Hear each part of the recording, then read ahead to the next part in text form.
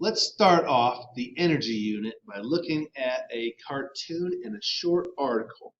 That is, if you ask me, very telling of the state of the environment right now. So before we do that, you need to remember some stuff from your ELA class.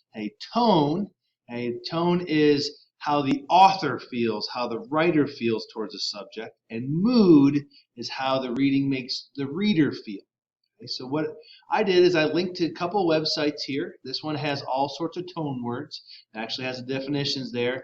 And here are the tone words. You're going to need these in the future, and you can go through a zillion of those. And then I also linked to a bunch of mood words. So if you go here to the mood page, there's a zillion words that tell you mood words. You're going to need those in about 2 seconds. So you're going to quickly go to the link, change permission, and submit it. And then here is the cartoon that we're talking about. So times they are changing. Here's what computers looked like back then. Here's what a computer looks like now. Here's what we used for energy back then.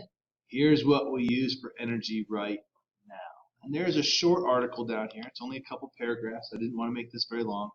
Quickly read through that article.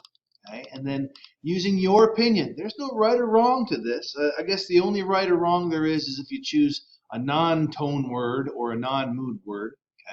So this is a good reader that your ELA teachers have created for you along the way. So after reading it, you discovered the author's tone.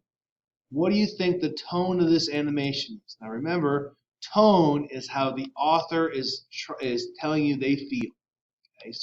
And that's back in the definitions. So choose one of the words from the tone list and then tell why you think that is and what is the author trying to say. Then, after reading it, tell me what your mood is.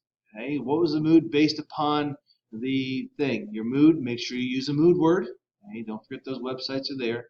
And then why does this article make you feel that mood word or this cartoon? There should be some that stand out to you right away. So take a few minutes and let's think about how we're using energy back then and how we're still using energy now. And let's link it to your ELA class.